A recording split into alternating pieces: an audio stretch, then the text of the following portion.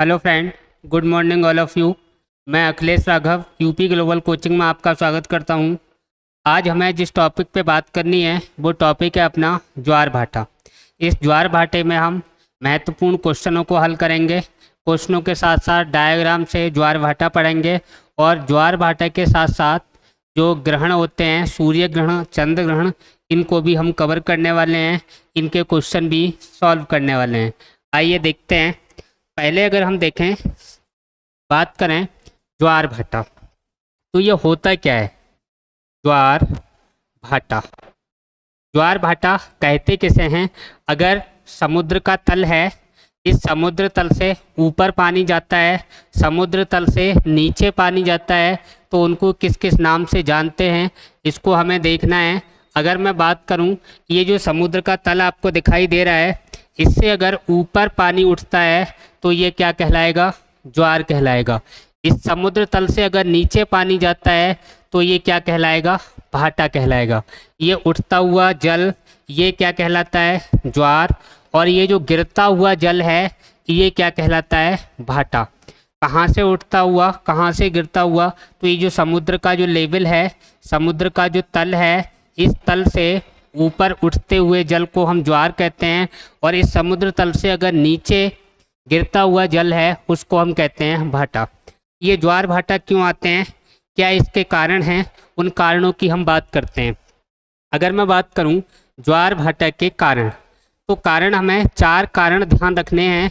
कौन कौन से हैं? ज्वार भाटा किस कारण से आते हैं?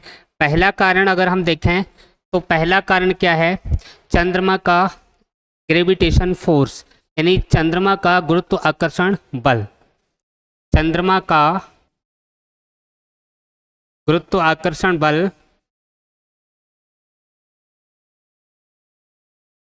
दूसरे की बात करें, सूर्य का ग्रेविटेशन फोर्स, सूर्य का गुरुत्वाकर्षण बल। तीसरे की अगर हम बात करें तो पृथ्वी का अपकेंद्रीय बल। चौथा कारण क्या होगा?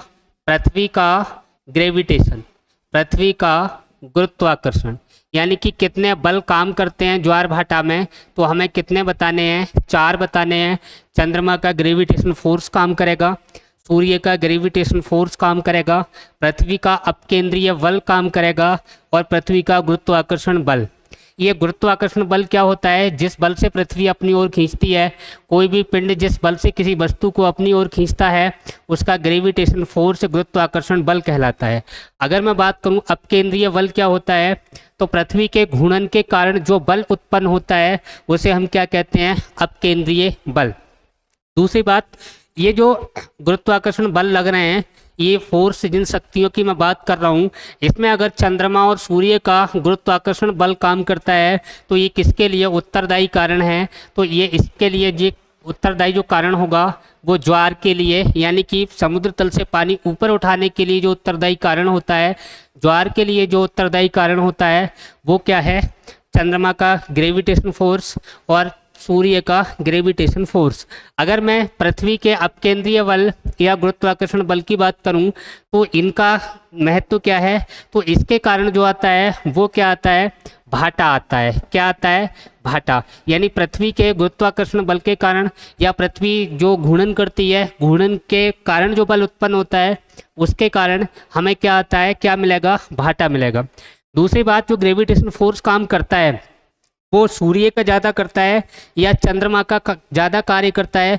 तो आंसर हमें यहाँ पे ध्यान रखना है। पूछा हुआ क्वेश्चन है, इम्पोर्टेंट फैक्ट है कि जो चंद्रमा का आकर्षण बल है, चंद्रमा का आकर्षण बल, या जिसको हम ग्रेविटेशन फोर्स बोलें, गुरुत्वाकर्षण बल, ये चंद्रमा का जो गुरुत्वाकर्षण बल है, बल सूर्य के गुरुत्वाकर्षण बल से कितने गुना है? तो 2.17 गुना। यानी कि जो ज्वार भाटा के संबंध में अगर पूछा जाए कि ग्रेविटेशन फोर्स किसका ज़्यादा लगता है, तो आंसर अपना होगा चंद्रमा का। हालांकि गुरुत्वाकर्षण बल सूर्य का चंद्रमा से बहुत ज़्यादा होता है, लेकिन अगर हम ज्वार भाटा के संबंध में बात करें तो ज्वार भाटा के संबंध में जो चंद्रमा का गुरुत्वाकर्षण बल है वो सूर्य से अधिक लगता है। इसका कारण यह है कि सूर्य की जो दूरी है वो बहुत ज़्यादा है, चंद्रमा की दूरी सूर्य की दूरी की तुलना में बहुत कम है। चंद्रमा की जो दूरी है वो लगभग 84 लाख के करीब है, और अगर मैं सूर्य की दूरी की बात करूं तो 15 करोड़ किलोमीटर है। नज़दीक पृथ्वी के सूर्य नहीं है, पृथ्वी के नज़दीक चंद्रमा है, और चंद्रमा जो ग्रेविटेशन फोर्स इन धाराओं पर, इन जल पर, इन समुद्र पर या पृथ्वी पर जो लगाता है वो सूर्य से कहीं ज़्यादा लगाता है। कितने गुना कार्य करता है तो आपको ध्यान रखना है 2.17 गुना। कुछ किताबों में आपको 2.2 गुना लिखा हुआ भी मिल जाएगा, कोई बात नहीं, जो एक्यूरेट वैल्यू है उसको आप ध्यान रखना कि चंद्रमा का गुरुत्वाकर्षण बल सूर्य के गुरुत्वाकर्षण बल से कितना गुना अधिक ज्वार भाटे में काम करता है। तो आंसर क्या होगा 2.17 गुना। इसके अलावा अगर मैं बात करूं ज्वार भाटा के प्रकार, अगर मैं ज्वार भाटा के प्रकार की बात करूं तो इसके प्रकार जो हैं वो हम दो तरीके से देखेंगे। एक तो अवधि के आधार पर ज्वार भाटा, अवधि के आधार पर, और दूसरा इनके आकार के आधार पर, आकार के आधार पर। अगर मैं बात करूं अवधि के आधार पर, तो अवधि के आधार पर जो ज्वार भाटा होते हैं उन्हें हम दो भागों में बांटते हैं। पहला कौन सा है, दैनिक ज्वार, दैनिक ज्वार। अगर हम दूसरे की बात करें तो दूसरे को हम कहते हैं अर्धदैनिक ज्वार। कौन से, अर्धदैनिक ज्वार। दैनिक ज्वार जो होते हैं वो दिन में, दिन का मतलब यहाँ 24 घंटे से है, और 24 घंटे में ये इनमें जो समय अंतराल होता है वो कितने घंटे का होता है।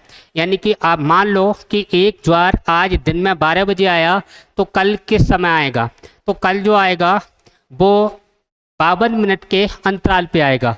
यानी कि आज अगर 12 बजे दिन के ज्वार आया है तो कल जो आएगा वो 12:52 पे आएगा। यानी कि जो दैनिक ज्वार हैं उनके बीच जो अंतराल होगा, समय का अंतराल होगा, वो कितना होता है। तो यहाँ समय अंतराल कई बार एग्जाम में क्वेश्चन पूछा गया है, इसको थोड़ा आप ध्यान रखना। 24 घंटे 52 मिनट। ये जो दैनिक ज्वार है वो एक दिन में कितनी बार आता है, तो हमें बताना है एक बार आता है। अर्धदैनिक ज्वार है ये एक दिन में कितनी बार आता है, तो एक दिन में कितनी बार आएगा, 2 बार हमें बताना है।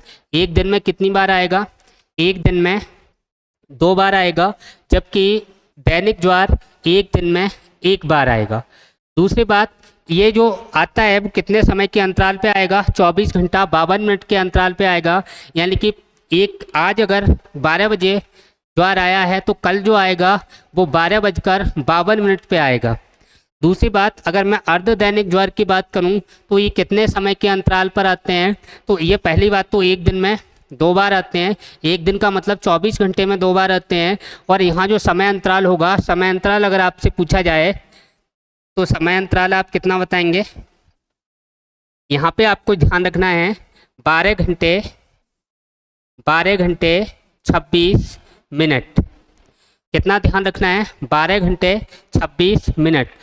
दूसरी बात, यहाँ पे जो याद रखने वाली बात है, एग्जाम में जो क्वेश्चन पूछे गए, समय अंतराल पूछा गया है, अर्धदैनिक ज्वार का पूछा गया है, दैनिक ज्वार का पूछा गया है, और यहाँ से क्या क्वेश्चन पूछे गए हैं, इन क्वेश्चनों की अगर हम बात करें तो सबसे पहले अगर मैं देखूँ आकार के आधार पर कितने प्रकार के होंगे, तो 2 प्रकार के। एक आपको ध्यान रखना है बृहत ज्वार, और दूसरे की अगर हम बात करें तो लघु ज्वार। यहाँ से इधर से क्वेश्चन ज़्यादा आए हुए हैं। कौन कौन से क्वेश्चन आए हुए हैं उन क्वेश्चनों को हम अभी देखते हैं। पहली बात तो हमें ये ध्यान रखना है, आकार के आधार पर जो ज्वार भाटा है वो कितने प्रकार का होगा, 2 प्रकार का, लघु ज्वार और बृहत ज्वार। अब लघु ज्वार क्या होता है, बृहत ज्वार क्या होता है, इसको अगर मैं देखूँ तो सबसे पहले हम डाल लेते हैं बृहत ज्वार। बृहत ज्वार क्या होता है और लघु ज्वार क्या होता है, इनमें थोड़ा डिफरेंस देखते हैं, क्योंकि यहाँ से क्वेश्चन पूछा जा चुका है। क्वेश्चन क्या पूछा गया है, क्वेश्चन आप सुनिए। सबसे पहले यहाँ पे अगर मैं बृहद ज्वार और लघु ज्वार की बात करूं तो इनको थोड़ा समझते हैं कि बृहद ज्वार क्या होता है और लघु ज्वार क्या होता है। जैसे मान लो अगर कोई समुद्र का तल है और इस तल से ये जो उठा हुआ भाग है, ये जो आया, ये मैंने ज्वार मान लिया, कौन सा? सामान्य ज्वार। कौन सा ज्वार है? सामान्य। इसको थोड़ा बड़ा करके बनाते हैं। देखिए इस तरीके से ये ज्वार जो आया, इसको मैंने लिखा सामान्य ज्वार। सामान्य का मतलब सामान्यतः जितनी ऊंचाई तक ये आता है। अगर इससे ज़्यादा ऊंचाई तक आया, इससे अधिक ऊंचाई तक आया, तो इसको हम क्या बोलेंगे? बृहत ज्वार। क्या बोलेंगे? बृहत ज्वार। इससे कम ऊंचाई तक आया, उसको हम क्या बोलेंगे? इससे अगर कम ऊंचाई तक रहता है तो ये कहलाएगा लघु ज्वार। क्या कहलाएगा ये? रेड वाला लघु ज्वार। लघु ज्वार। अब देखो यहाँ से क्वेश्चन जो पूछे गए हैं वो किस तरीके से पूछे गए हैं, क्या क्या पूछे गए हैं, उन क्वेश्चनों को अगर मैं देखूं, पहला क्वेश्चन आप सुनिए। बृहत ज्वार लघु ज्वार की तुलना में कितना बड़ा होता है? आकार में कितना बड़ा होता है? परसेंट में कितना बड़ा होता है? तो पहली बात तो लघु ज्वार और बृहत ज्वार के बारे में पूछा जाए कि ये कितना बड़ा होता है, कितना छोटा होता है, तो यहाँ पे हमें ध्यान रखना है कि लघु ज्वार और बृहत ज्वार का जो डिफरेंस होता है वो पहली बात तो 40% का होता है। कितने परसेंट का होता है? 40% का। यानी कि जो बृहत ज्वार है वो लघु ज्वार से कितना अधिक होगा, आकार कितना अधिक होगा, बड़ा कितना अधिक होगा, तो आंसर हमें बताना है 40% अधिक होता है बृहद ज्वार लघु ज्वार से। दूसरा क्वेश्चन, जो सामान्य ज्वार आते हैं हमें कैसे पता कि ये बृहद ज्वार है या लघु ज्वार है? तो जो सामान्य ज्वार जो आते हैं इनसे अगर 20% अधिक ज्वार आता है, यानी 20% अधिक ऊंचा जो ज्वार आता है, इसको हम क्या कहेंगे? बृहद ज्वार। यदि सामान्य ज्वार से 20% कम आता है, यानी ये सामान्य ज्वार, ये जो रेड, ये सफ़ेद वाली लाइन है, इससे अगर 20% अगर मैं डाउन कर दूं, 20% कम कर दूं, तब कौन सा ज्वार हो जाएगा? लघु ज्वार। यानी कि ये जो लिखा है मैंने लघु ज्वार, ये लघु ज्वार कौन सी है? रेड वाली लाइन। और ये जो अपना है, ये लाइन जो मैंने लिखी है, ये हमारा समुद्र तल। ये क्या है? समुद्र तल। अगर समुद्र तल से जो सामान्य ज्वार जो आते हैं उनसे 20% ऊपर पहुंच जाए, कौन सा ज्वार हो जाएगा? बृहद ज्वार। अगर इससे सामान्य वाले से 20% नीचे आ जाए, कौन सा ज्वार हो जाएगा? लघु ज्वार। अगर इन दोनों का डिफरेंस पूछा जाए लघु ज्वार और बृहद ज्वार का, तो कितना होगा? 40% का। क्वेश्चन यहाँ तक क्लियर हो गए। आगे अगर हम बात करें इसमें कि ये बृहद ज्वार कब आते हैं और लघु ज्वार कब आते हैं, इनकी अगर हम बात करें तो इनके लिए कंडीशन आपको ध्यान रखनी है।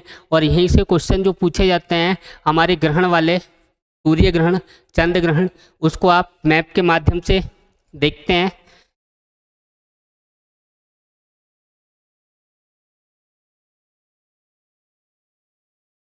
देखिए इसको आप देखिए ध्यान से।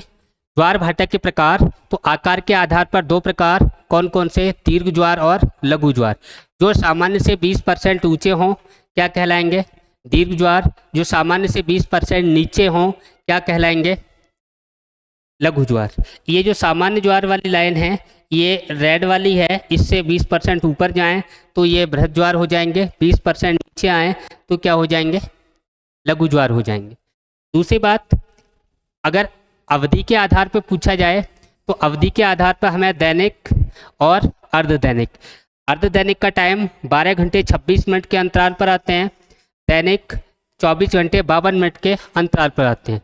अगर क्वेश्चन पूछा जाए विश्व में सबसे ऊंचे ज्वार कहाँ आते हैं, विश्व में सबसे ऊंचे ज्वार कहाँ आते हैं, तो आंसर अपना क्या होगा? फंडी की खाड़ी। विश्व में सबसे ऊंचे ज्वार कहाँ आते हैं? फंडी की खाड़ी, साउथहैम्पटन नहीं है। सुनिए, विश्व में सबसे ऊंचे या सर्वाधिक ऊंचे ज्वार कहाँ आते हैं, तो आंसर क्या होगा? फंडी की खाड़ी। फंडी की खाड़ी। और ये फंडी की खाड़ी कहाँ है, तो आंसर हमें देना है, देश पूछा जाए तो कनाडा।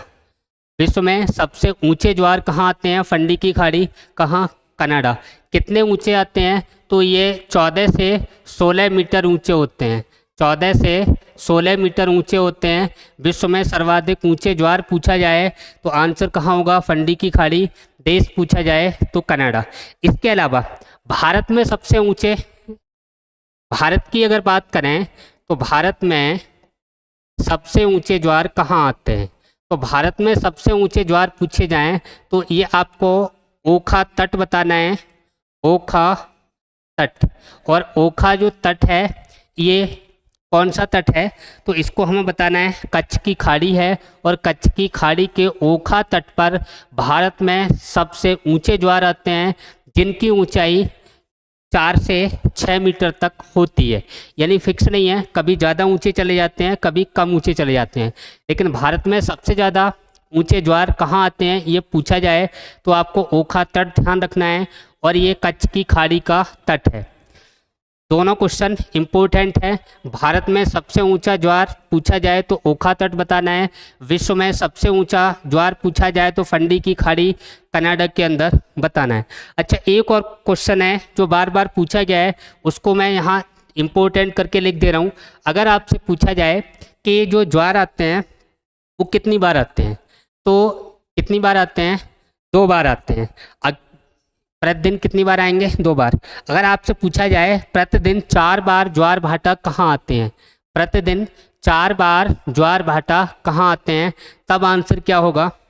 प्रतिदिन 4 बार ज्वार भाटा विश्व में किस स्थान पर आते हैं? अगर देश पूछा जाए तो इंग्लैंड।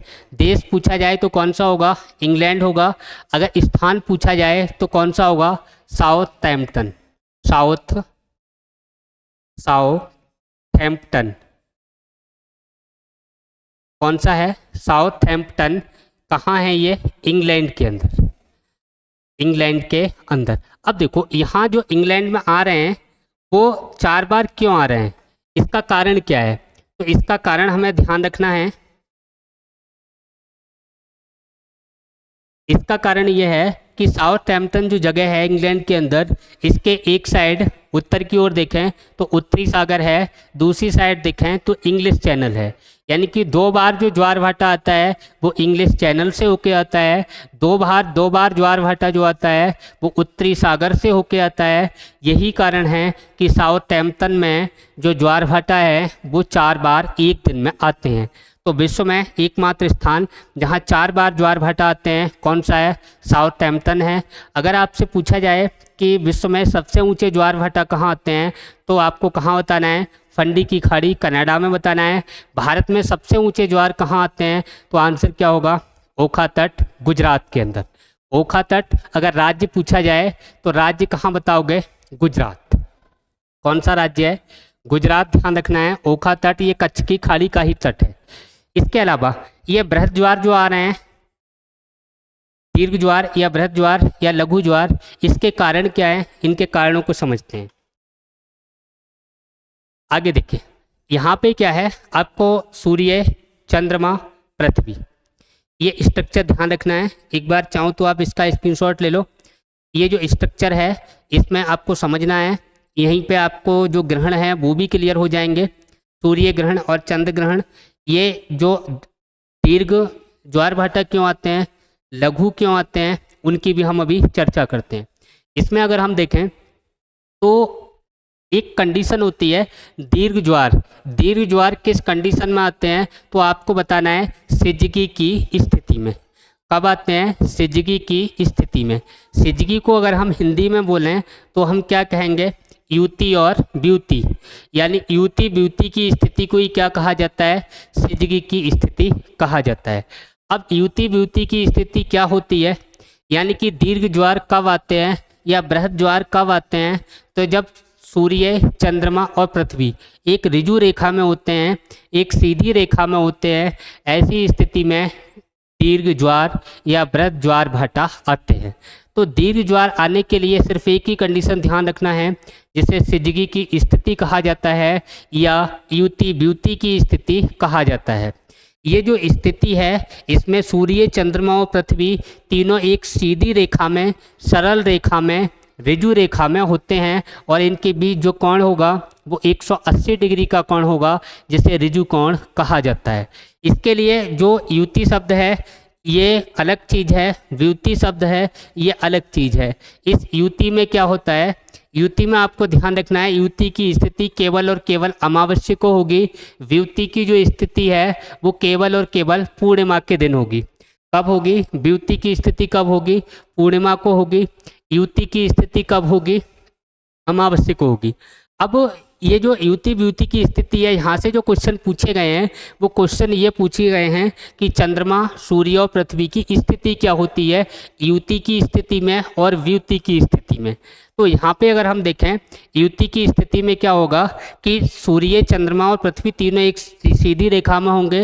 व्युति की स्थिति में भी तीनों सीधी रेखा में ही होंगे। फिर इनमें अंतर क्या है उस अंतर को समझ लेते हैं। अंतर यह है कि जब युति की स्थिति होगी तो पृथ्वी और सूर्य के बीच चंद्रमा होगा, और जब व्युति की स्थिति होगी तो सूर्य और चंद्रमा के बीच पृथ्वी होगी। बात क्लियर हो गई? इसको हम थोड़ा ऐसे समझते हैं। अगर मैं बात करूं युति की स्थिति, युति की स्थिति में क्या होगा, एक तरफ पृथ्वी होगी, एक तरफ चंद्रमा होगा और एक तरफ सूर्य होगा। सूर्य, चंद्रमा और पृथ्वी, यानी कि युति की स्थिति में पृथ्वी और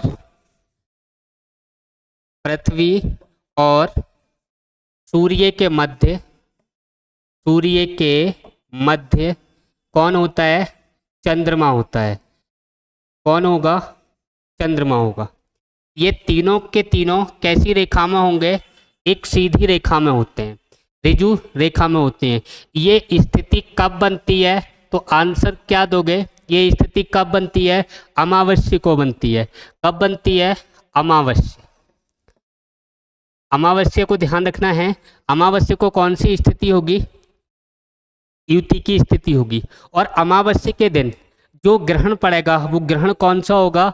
तो अमावस्या के दिन जो ग्रहण पड़ता है उस ग्रहण को आपको ध्यान रखना है, इम्पोर्टेंट है। कौन सा ग्रहण होगा? सूर्य ग्रहण। सूर्य ग्रहण कब पड़ता है? अमावस्या के दिन पड़ता है, युति की स्थिति में पड़ता है। और सूर्य ग्रहण में भी आपको ध्यान रखना है कि सूर्य, चंद्रमा और पृथ्वी की स्थिति क्या होती है। सूर्य ग्रहण में एक शब्द आपको ध्यान रखना है, ट्रिक में बता दे रहा हूँ। सूर्य ग्रहण के लिए क्या कंडीशन होती है, उस कंडीशन के लिए आप एक ट्रिक देख लो जिससे आपको आसानी से याद रहे। और ट्रिक क्या है? आपको ध्यान रखना है समा। क्या ध्यान रखना है? समा। इस समा का मतलब एक तरफ सन होगा, बोले तो सूर्य, मध्य में क्या होगा? चंद्रमा, मून। क्या ध्यान रखना है? मून।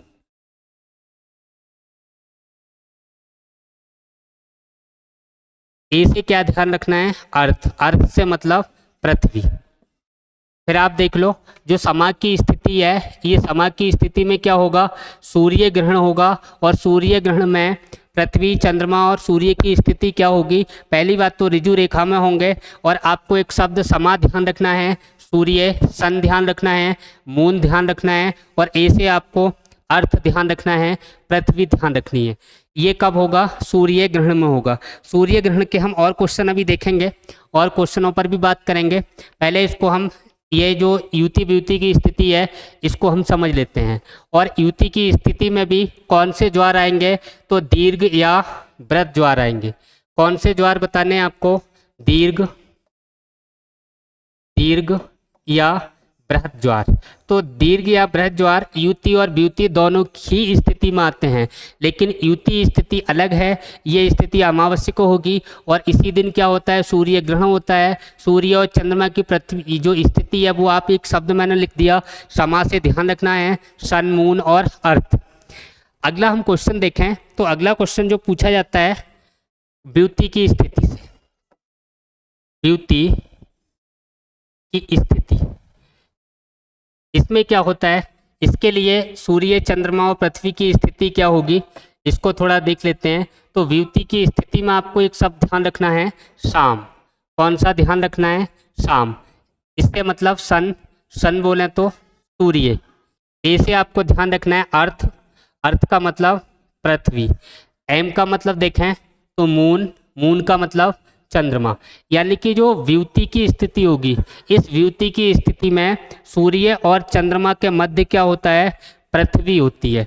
और व्युति की स्थिति ये किस दिन होगी, तो दिन आपको ध्यान रखना है, ये व्युति की स्थिति जो होती है वो पूर्णिमा के दिन होती है। कब होगी, पूर्णिमा के दिन। अब पूर्णिमा के दिन से अगर मैं बात करूं तो इस दिन हमारा ग्रहण पड़ता है, और पूर्णिमा के दिन कौन सा ग्रहण पड़ेगा, चंद्र ग्रहण। कौन सा ग्रहण, चंद्र ग्रहण। तो चंद्र ग्रहण कब पड़ेगा, पूर्णिमा को पड़ेगा। कौन सी स्थिति में पड़ेगा, व्युति की स्थिति में पड़ेगा। सूर्य ग्रहण कब पड़ता है, अमावस्या को पड़ता है। कौन सी स्थिति में पड़ता है, युति की स्थिति में पड़ता है। दोनों ही बातें इंपॉर्टेंट हैं, पूछे हुए क्वेश्चन है। युति और व्युति की स्थिति, युति में क्या होगा, सूर्य चंद्रमा और पृथ्वी तीनों एक रेखा में होंगे।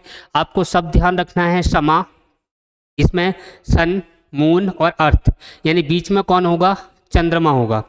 ये किस दिन होगा, तो आपको ध्यान रखना है अमावस्या को होगा। अमावस्या को क्या होता है, सूर्य ग्रहण होता है, और इस दिन दीर्घ ज्वार आते हैं। इसी तरीके से व्युति की स्थिति में आपको ध्यान रखना है, इसमें आपको शाम ध्यान रखना है, यानी पृथ्वी सूर्य और चंद्रमा के मध्य होगी। ये स्थिति किस दिन होगी, पूर्णिमा के दिन होगी। और इस दिन क्या होगा, चंद्र ग्रहण होगा। क्या होगा, चंद्र ग्रहण होगा। और ध्यान रखना है, ये व्युति की स्थिति में भी बृहत ज्वार आते हैं, दीर्घ ज्वार आते हैं, बृहत या दीर्घ ज्वार आते हैं। इस कंडीशन को आपको ध्यान रखना है। यहाँ से अभी मैं क्वेश्चन करवाऊंगा, वो क्वेश्चन पूछे गए। अब देखो, ये युति और व्युति की मैंने अभी बात की थी, तो ये बृहत ज्वार से संबंधित है, दीर्घ ज्वार से संबंधित है। ये ज्वार कब आएंगे, तो अमावस्या और पूर्णिमा को आएंगे। अमावस्या को कौन सा ग्रहण पड़ता है, सूर्य ग्रहण। और व्युति में देखें तो ये पूर्णिमा को कौन सा ग्रहण पड़ेगा, तो आपको ध्यान रखना है चंद्र ग्रहण पड़ेगा। और दोनों ही दिन बृहत या दीर्घ ज्वार आते हैं। इतनी बात क्लियर हो गई होगी। आगे देखते हैं लघु। आगे अगर मैं बात करूं तो लघु ज्वार, लघु ज्वार में आपको क्या ध्यान रखना है, ये जो सूर्य और चंद्रमा की जो स्थिति है वो इस तरीके से होगी, इस तरीके से ये रोटेट करते होंगे। ये हमारी पृथ्वी है, ये हमारा सूर्य है, और यह हमारी चंद्रमा है, मून बोले तो चंद्रमा।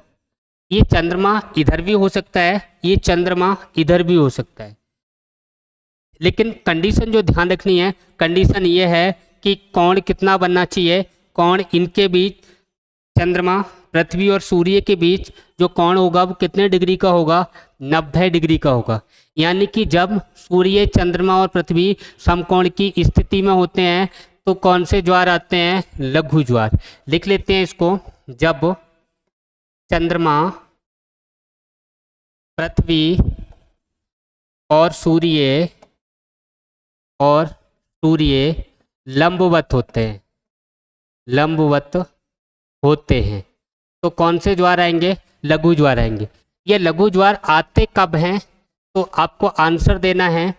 ये सप्तमी और अष्टमी को आते हैं, या तो ये सप्तमी को आएंगे, सप्तमी, या फिर ये अष्टमी को आएंगे। और ये किसी भी पक्ष की हो सकती है, कृष्ण पक्ष या फिर शुक्ल पक्ष, यानी कृष्ण पक्ष या शुक्ल पक्ष की अष्टमी या सप्तमी को किसी एक दिन क्या आएंगे, लघु ज्वार आएंगे। यानी कि कृष्ण पक्ष या शुक्ल पक्ष की सप्तमी या अष्टमी को कौन से आएंगे, लघु ज्वार आएंगे। और अमावस्या और पूर्णिमा के लिए कौन से आएंगे, दीर्घ ज्वार आएंगे। अमावस्या को क्या होता है, सूर्य ग्रहण, और पूर्णिमा को क्या होता है, चंद्र ग्रहण। आइए इसका मैं आपको डायग्राम दिखा दे रहा हूँ। युति व्युति की स्थिति हो गई। इससे अगली कंडीशन देखिए आप, ये लघु ज्वार कब आते हैं, इसमें ध्यान रखना है जब सूर्य चंद्रमा पृथ्वी समकोणीय स्थिति में होते हैं, कृष्ण पक्ष या शुक्ल पक्ष की सप्तमी या अष्टमी को आते हैं। वो डायरेक्शन क्या हो सकती है, एक तरफ सूर्य होगा, एक तरफ पृथ्वी होगी, एक साइड में चंद्रमा होगा। यानी कि इनके बीच जो कोण बनेगा वो कितने डिग्री का बनेगा, 90 डिग्री का बनेगा। और ऐसी स्थिति में क्या आएंगे, लघु ज्वार आएंगे। दीर्घ ज्वार कब आएंगे, जब तीनों एक सरल रेखा में होंगे, उस समय क्या आते हैं, दीर्घ ज्वार आते हैं। तीर ज्वार की दो कंडीशन, युति, युति में चंद्रमा बीच में होगा, व्युति, व्युति में कौन बीच में होगा, पृथ्वी बीच में होगी। इतनी बात क्लियर हो गई। आगे देखते हैं। इसके अलावा कुछ और क्वेश्चन देखते हैं, अभी मैं आपको करवाऊंगा ये। इससे पहले आप थोड़ी ग्रहण के बारे में हम कुछ बातें नोट कर लें। ग्रहण से संबंधित, ग्रहण से संबंधित अगर हम बात करें तो वर्ष में कुल कितने ग्रहण होते हैं। अगर क्वेश्चन पूछा जाए वर्ष में कुल ग्रहण तो कितने बताने हैं, कुल ग्रहण कितने होते हैं, 7। अगर पूछा जाए वर्ष में अधिकतम सूर्य ग्रहण कितने हो सकते हैं, तो सूर्य ग्रहण अधिकतम जो हो सकते हैं, यानी पहली बात तो कुल जो ग्रहण हो सकते हैं वो कितने हो सकते हैं, अधिकतम 7, यानी कि 7 से अधिक नहीं हो सकते। 7 जो है इसमें चंद्र ग्रहण और सूर्य ग्रहण दोनों शामिल होंगे। अगर मैं बात करूं अधिकतम सूर्य ग्रहण कितने हो सकते हैं तो 4, हालांकि चौथा सूर्य ग्रहण किसी किसी वर्ष मुश्किल से ही आता है, नहीं 3 तक ही रह जाते हैं मोस्टली। अगर आपसे पूछा जाए अधिकतम चंद्र ग्रहण कितने हो सकते हैं एक वर्ष में, तो अधिकतम चंद्र ग्रहण एक वर्ष में पूछे जाए, यानी कि ये मैं एक वर्ष की बात कर रहा हूँ, तो सूर्य ग्रहण अधिकतम 4 हो सकते हैं और चंद्र ग्रहण अधिकतम कितने हो सकते हैं, 3 हो सकते हैं। इतनी बात क्लियर हो गई। अगर 2 सूर्य ग्रहण अगर एक साल में आ गए, अगर 2 सूर्य ग्रहण कम से कम 2 सूर्य ग्रहण अगर एक साल में आ गए तो उस साल चंद्र ग्रहण नहीं होता है। बात क्लियर हो गई, चंद्र ग्रहण नहीं होता है। अब जो मैं आपको बात कर रहा था यहाँ पे कि अमावस्या और पूर्णिमा या शुक्ल पक्ष कृष्ण पक्ष की सप्तमी अष्टमी, क्या प्रत्येक पूर्णिमा को, क्या प्रत्येक अमावस्या को ग्रहण होता है, नहीं होता है। ये भी ध्यान रखना है, प्रत्येक अमावस्या को भी नहीं होगा, प्रत्येक पूर्णिमा को भी नहीं होगा।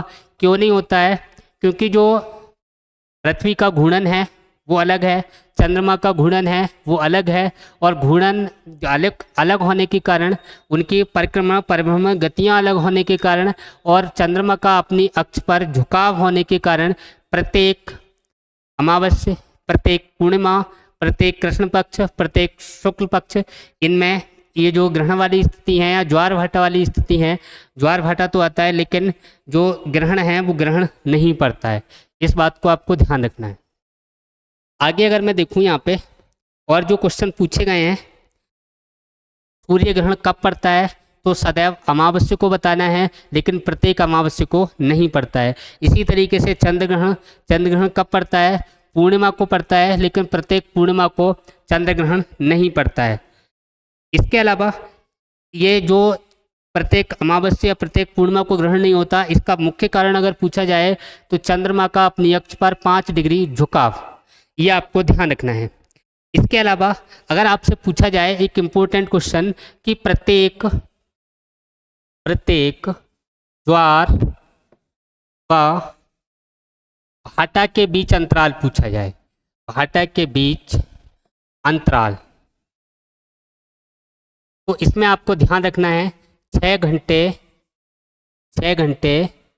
13 मिनट। कितना ध्यान रखना है, 6 घंटे 13 मिनट। यानी कि प्रत्येक ज्वार और भाटा के बीच अंतराल पूछा है, यानी कि ज्वार आया उसके कितने समय बाद भाटा आएगा, तो 6 घंटे 13 मिनट। प्रत्येक ज्वार जो दैनिक ज्वार है वो 24 घंटे 52 मिनट के बाद आएगा। प्रत्येक अर्ध दैनिक ज्वार है वो आपको 12 घंटे 26 मिनट के बाद आएगा। और ज्वार और भाटा के बीच अंतर पूछा जाए तो आंसर क्या होगा, 6 घंटे 13 मिनट के बाद। अच्छा, दूसरी बात, सूर्य ग्रहण या चंद्र ग्रहण, इसमें मैं बात करूं पूर्ण सूर्य ग्रहण ज़्यादा लंबा होगा या आंशिक सूर्य ग्रहण ज़्यादा लंबा होगा, तो आंसर आप क्या बताएंगे। यानी कि ज़्यादा समय तक सूर्य ग्रहण आंशिक वाला होता है या पूर्ण वाला होता है, तो ध्यान रखना है आपको, पूर्ण सूर्य ग्रहण कम समय का होगा, कम समय का, और आंशिक सूर्य ग्रहण अधिक समय का होता है। आंशिक सूर्य ग्रहण अधिक समय का होता है। एक बात तो इसको आपको ध्यान रखना है, आंशिक यानी पूर्ण सूर्य ग्रहण है ये लगभग मैक्सिमम अधिकतम कितने समय का हो सकता है, तो ध्यान रखना है 7.5 मिनट का। और अगर पूछा जाए आंशिक सूर्य ग्रहण की अधिकतम अवधि कितनी हो सकती है, तो ये 4 घंटे तक हो सकता है आंशिक सूर्य ग्रहण। लेकिन पूर्ण सूर्य ग्रहण कितने का होगा, 7.5 मिनट, यानी 7 मिनट लगभग 31 सेकंड के करीब। इतना आपको ध्यान रखना है। यानी पूर्ण सूर्य ग्रहण कम होता है और कम समय तक होता है, और आंशिक सूर्य ग्रहण ज़्यादा समय तक होता है। आइए इसके अलावा अगर मैं कुछ क्वेश्चनों की बात करूं तो क्वेश्चन देख लेते हैं फटाफट। इसके क्या क्या क्वेश्चन हैं, कौन कौन से क्वेश्चन अब तक पूछे गए हैं। पहला क्वेश्चन आप देखिए, पहला क्वेश्चन है अपना, किसी स्थान पर यानी कौन सा कथन सत्य है।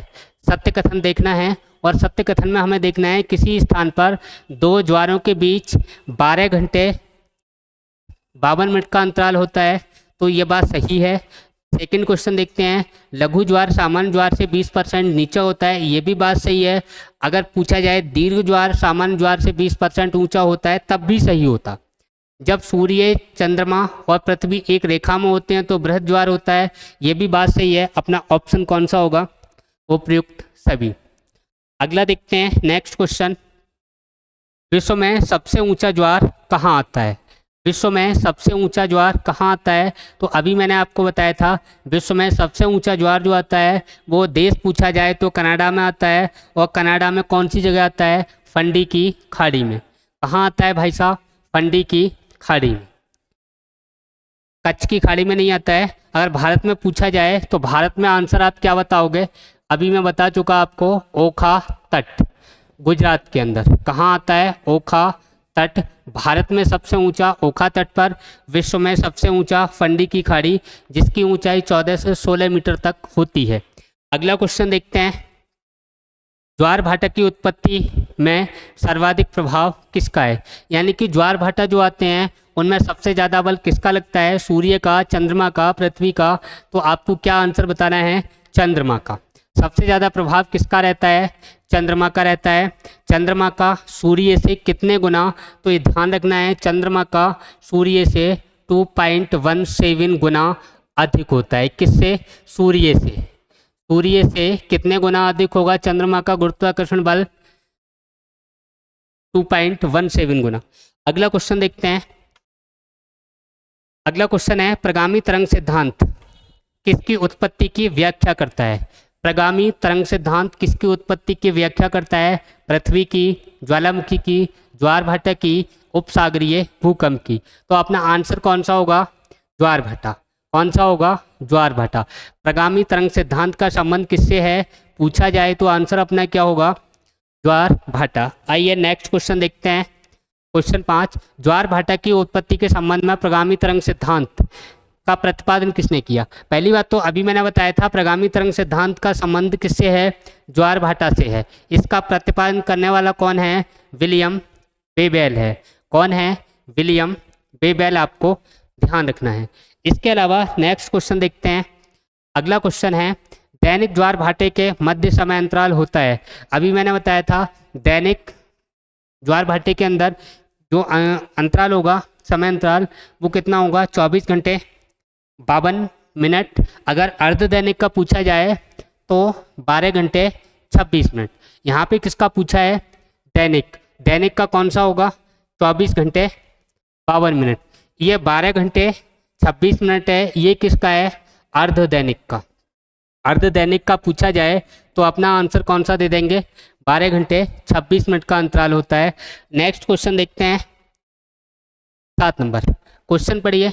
कथन ए है, किसी भी स्थान पर प्रत्येक महीने के शुक्ल पक्ष एवं कृष्ण पक्ष की सप्तमी या अष्टमी को लघु ज्वार आता है। ये बात सही है। जो किसी भी स्थान पर कृष्ण पक्ष हो या शुक्ल पक्ष हो, उसकी सप्तमी या अष्टमी को लघु ज्वार आते हैं। दीर्घ ज्वार कब आते हैं, तो दीर्घ ज्वार आते हैं अमावस्या और पूर्णिमा को। दीर्घ या बृहद ज्वार पूछा जाए तो अमावस्या और पूर्णिमा को बताना है आपको। लघु ज्वार पूछा जाए तो कृष्ण पक्ष या शुक्ल पक्ष की सप्तमी या अष्टमी को बताना है। ये बात सही है। सेकंड देखते हैं, कारण कह रहा है ये, इस दिन सूर्य और चंद्रमा समकोण की स्थिति में होते हैं। कारण बिल्कुल सही है, सूर्य और चंद्रमा समकोण की स्थिति में होते हैं।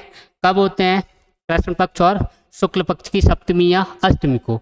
जबकि अगर मैं बात करूं अमावस्या व पूर्णिमा के दिन, तो सूर्य चंद्रमा पृथ्वी तीनों एक सीधी रेखा में होते हैं और अमावस्या के दिन चंद्रमा बीच में होगा और पूर्णिमा के दिन पृथ्वी बीच में होती है। इस बात को आपको ध्यान रखना है।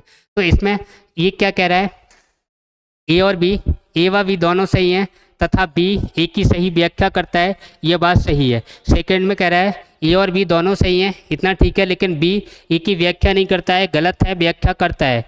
ए सही है परंतु बी गलत है, बी भी सही है। ए गलत है परंतु बी सही है, ये भी गलत कह रहा है। ए भी सही है, बी भी सही है और दोनों एक दूसरे की व्याख्या भी करते हैं। पहला वाला ऑप्शन अपना सही होगा। नेक्स्ट क्वेश्चन देखते हैं। युति के संबंध में स्थिति है, तो अभी मैंने बताया था युति और व्युति, तो युति के संबंध में मैंने क्या बताया था और व्युति के संबंध में मैंने क्या बताया था, ध्यान होगा आपको। हाँ, युति के संबंध में मैंने बताया था आपको समा और व्युति के संबंध में क्या बताया था, शाम। क्या बताया था, शाम। यानी कि सूर्य बीच में पृथ्वी अर्थ और एक तरफ कौन होगा, चंद्रमा मून, यानी अर्थ मून बोले तो चंद्रमा, यानी बीच में कौन होगा, अर्थ, अर्थ बोले तो पृथ्वी। ध्यान रखना है। अब देखो पृथ्वी सूर्य व चंद्रमा के मध्य हो, बात कैसी है, सही है। पृथ्वी सूर्य व चंद्रमा के मध्य हो, स्थिति किसकी होगी, सुनो, SAM शाम, पृथ्वी सूर्य व चंद्रमा के मध्य हो, कौन सी स्थिति होगी, युति की। युति की स्थिति में क्या है, युति की स्थिति में चंद्रमा पृथ्वी व सूर्य का मध्य होगा, तो ये स्थिति किसकी हो जाएगी, ये स्थिति हो जाएगी युति की। किसकी स्थिति होगी, युति की। और ये युति की स्थिति होगी, ये कब होगी, अमावस्या के दिन होगी। और ये जो स्थिति होती है, ये स्थिति कब होती है, पूर्णिमा के दिन। और पूर्णिमा के दिन कौन सा ग्रहण पड़ेगा, तो आपको बताना है चंद्र ग्रहण। कौन सा ऑप्शन सही हो जाएगा, पहला। समकोण नहीं बनाते हैं, सूर्य चंद्रमा पृथ्वी के मध्य नहीं आता है, ये भी ध्यान रखना है। या तो सूर्य और पृथ्वी के मध्य चंद्रमा आएगा या चंद्रमा और सूर्य के मध्य पृथ्वी आएगी। अगला क्वेश्चन देखते हैं। बात क्लियर हो गई होगी। व्युति के संबंध में आपको एक शब्द साम ध्यान रखना है, सूर्य अर्थ, अर्थ बोले पृथ्वी और चंद्रमा, तो यहाँ बीच में कौन है, पृथ्वी, तो पृथ्वी सूर्य और चंद्रमा के मध्य होगी। ये जो स्थिति है वो कौन सी होगी, व्युति होगी। इसमें सूर्य चंद्रमा पृथ्वी तीनों एक सीधी रेखा में होंगे और ये स्थिति कब होगी, पूर्णिमा के दिन होगी। और इस दिन कौन सा ग्रहण होगा, चंद्र ग्रहण होगा, ये भी ध्यान रखना है। कौन सा ग्रहण होता है, चंद्र ग्रहण होता है। सूर्य ग्रहण कब होता है, अमावस्या के दिन होता है। अगला क्वेश्चन देखते हैं। वह स्थान जहां दिन में 4 बार ज्वार आते हैं। अभी मैंने बताया 4 बार ज्वार कहाँ आते हैं, साउथहैम्पटन में। साउथहैम्पटन में कितनी बार ज्वार आते हैं, 4 बार। फंडी की खाड़ी में क्या होता है, विश्व के सबसे ऊंचा ज्वार, सबसे ऊंचे ज्वार आते हैं। ऊंचे ज्वार कहाँ आते हैं, फंडी की खाड़ी में। भारत में सबसे ऊंचा ज्वार कहाँ आता है, भारत में सबसे ऊंचा ज्वार तो कहाँ बता दोगे, ओखा तट पर, गुजरात के अंदर। ओखा तट पर कहाँ, गुजरात में, ध्यान रखना है। तो 4 बार जो आते हैं वो कहाँ आते हैं, साउथहैम्पटन। ये स्थान कहाँ है, इंग्लैंड के अंदर है, इंग्लैंड के अंदर है। और इसमें जो ज्वार आते हैं सबसे ऊंचे, ये इसकी स्थिति क्या है, क्यों आते हैं, तो ये हमें ध्यान रखना है।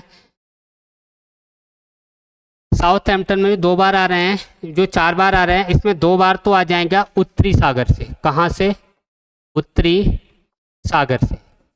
और 2 बार कहाँ से आएगा, तो 2 बार आपको ध्यान रखना है, ये कहाँ से आ जाएगा, ये आपका आ जाएगा इंग्लिश चैनल से, इंग्लिश चैनल से।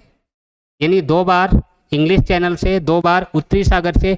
साउथहैम्पटन में 4 बार ज्वार भाटा आते हैं। ये स्थान कहाँ है, इंग्लैंड के अंदर है। इतनी बात क्लियर हो गई होगी। अगला क्वेश्चन देखते हैं। ज्वार भाटा से कौन सी हानियां होती हैं, विनाशकारी धाराओं का निर्माण, बात सही है। समुद्री जहाज़ों की क्षति हो सकती है, तटीय क्षेत्रों में जनधन की हानि, ये भी सही है।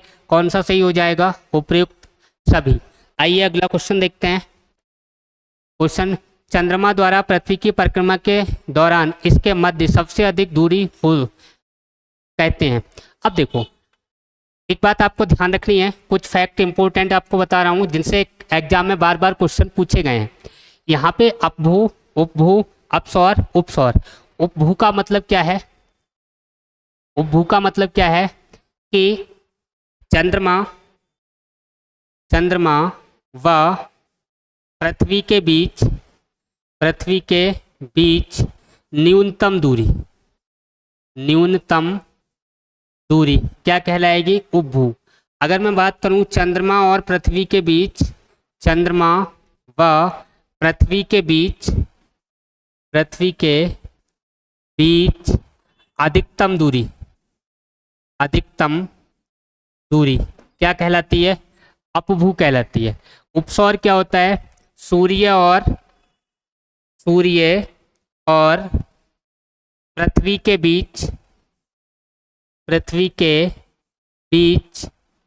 न्यूनतम दूरी। उपसौर क्या होता है, यानी अपसौर क्या होता है? सूर्य और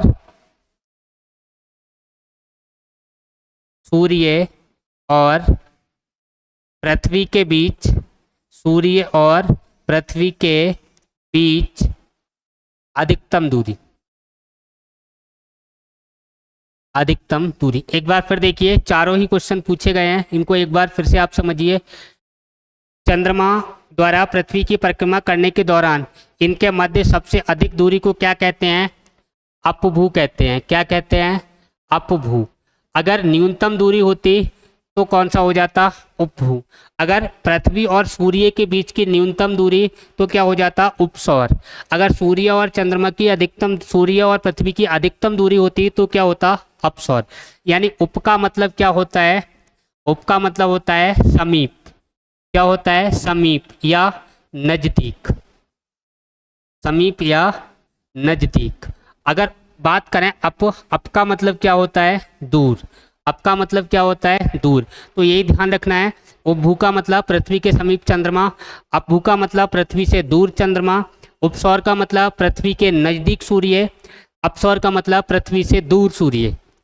ये चक्र करते समय जो पृथ्वी के कभी नजदीक कभी दूर आते हैं उनमें न्यूनतम और अधिकतम दूरी की बात की गई है। अगला क्वेश्चन देखिए, डायमंड रिंग किस प्रकार के सूर्य ग्रहण में दिखाई देती है? आंसर बताना है पूर्ण सूर्य ग्रहण। इसी में कोरोना जो किरीट भाग है वो दिखाई देता है। नेक्स्ट क्वेश्चन देखिए, ग्रहण से आप क्या समझते हैं? तो ग्रहण होता क्या है इसको थोड़ा देखते हैं। किसी खगोलीय पिंड का पूर्ण या आंशिक रूप से किसी अन्य पिंड से ढक जाना या पीछे जाना ही क्या कहलाता है? ग्रहण कहलाता है। ध्यान रखना। अगला क्वेश्चन देखिए, जब सूर्य ग्रहण का एक ही पैटर्न हर 18 वर्ष 11 दिन 8 घंटे में दोहराता है तो ये किस रूप में जाना जाता है? तो आपको बताना है सारस चक्र के रूप में जाना जाता है। पूछा हुआ क्वेश्चन है, थोड़ा इस पे आप ध्यान देना। अगला क्वेश्चन देखिए, चंद्रमा की किस स्थिति में चंद्र ग्रहण होता है?